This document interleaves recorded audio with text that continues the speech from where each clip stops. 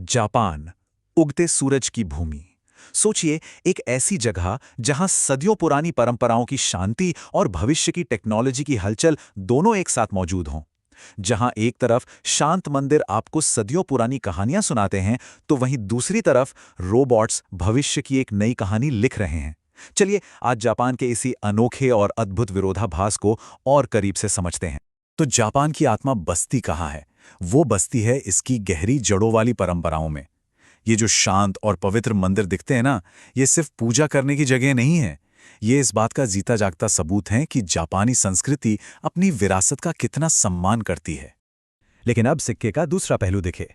परंपरा की इस शांति से एकदम अलग जापान टेक्नोलॉजी के मामले में दुनिया को लीड कर रहा है, और रोबोटिक्स में तो ये ग्लोबल लीडर है। मतलब रोबोट सिर्फ फैक्ट्रियों में नहीं, बल्कि होटलों से लेकर अस्पतालों तक हमारी रोजमर्रा की जिंदगी का हिस्सा बन रहे हैं। तो सवाल ये उठता है कि ये कैसे मुमकिन है? कोई देश अपनी सदियों पुरानी परंपराओं को सहेजकर भविष्य कैसे बना सकता है? इसका जवाब पता है कहाँ छिपा है? जापान के भूगोल और इतिहास की गहराइयों में। जापान को समझने के लिए सबसे पहले हमें उसके भूगोल को समझना होगा। इसी ने तो उसकी पहचान बनाई है। असल में ये देश प्रशांत महासागर के एक बहुत ही खतरनाक इलाके रिंग ऑफ फायर पर बसा है। और इस लोकेशन पर होने का मतलब जानते हैं क्या है? इसका मतलब है कि जापान में हर साल हजारों भूकंप आते हैं। जी हां, हजारों। ये एक ऐसी सच्चाई है जिसके साथ वहां के लोग जीते हैं। ये उनकी जिंदगी का हिस्सा है। लेकिन इसी लगातार खतरे ने जापान को कुछ बहुत जरूरी चीजें सिखाई हैं: लचीलापन और इनोवेशन। आप देखिए, वहां की इमारतें भूकंप झेलने के हिसाब से डिजाइन की जाती हैं, स्कूलों में रेगुलर सेफ्टी ड्रिल्स होती हैं, और उनकी सुनामी वार्निंग सिस्टम तो दुनिया की सबसे एडवांस सिस्टम्स में से एक है। तो ये तो हुई भूगोल की बात। अब वापस उस विरोधाभास पर आते हैं और उसके दूसरे पहलू को देखते हैं, यानी देश की गहरी सांस्कृतिक जड़ों को। जापान का जो अपना मूल धर्म है वो है शिंटो। ये धर्म प्रकृति, आत्माओं और पूर्वजों की पूजा पर आधारित है, और इसी विश्वास की वजह से जापान के लोगों के मन में पहाड़ों, नदियों और जंगलों के लिए एक बहुत गहरा सम्मान है। इसकी संस्कृति कुछ बहुत ही मजबूत स्तंभों पर टिकी है, जैसे कि सुमो, जो वहां का एक नेशनल जुनून है, फिर समुराई, जो सम्मान और अनुशासन के प्रतीक माने जाते थे, और गिशा, जिन्हें कला और परंपरा का संरक्षक माना जाता है।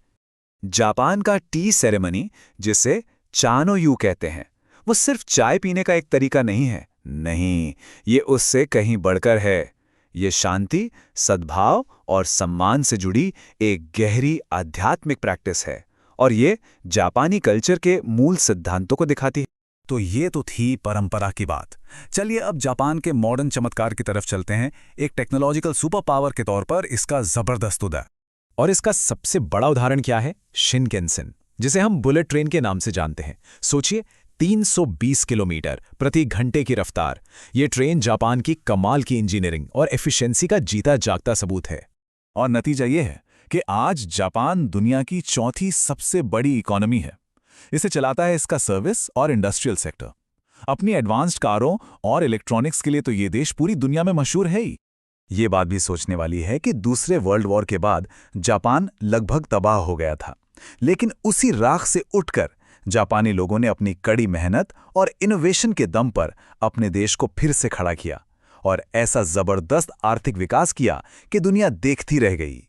तो ये जो परंपरा और मॉडर्निटी का संगम है, ये रोजमर्रा की जिंदगी में कैसा दिखता है? सबसे पहले तो एजुकेशन को देखिए। जापान का लिटरेसी रेट करीब 99% है, और ये वहां के वर्ल्ड क्लास एजुकेशन सिस्टम का सबूत है। एक ऐसा सिस्टम जो सिर्फ किताबी ज्ञान पर नहीं, बल्कि नैतिकता और आत्मनिर्भर बनने पर भी उतना ही जोर देता है। और ये विरोधाभास रोज की जिंदगी में साफ झलकता है।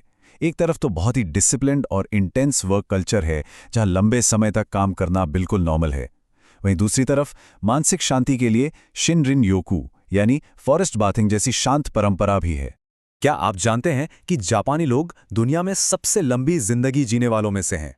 और इसका राज छिपा है उनकी बैलेंस्ड लाइफस्टाइल में, जिसमें हेल्दी खाना, रेगुलर फिजिकल एक्टिविटी और मजबूत सामाजिक रिश्ते, ये सब शामिल हैं। तो कुल मिलाकर बात यह है कि जापान की असली ताकत इन दो अलग अलग लगने वाली चीजों को एक साथ लाने की कमाल के काबिलियत में ही है। इतिहास इस बात का गवाह है कि जापान ने हमेशा खुद को बदला है और फिर से खड़ा हुआ है।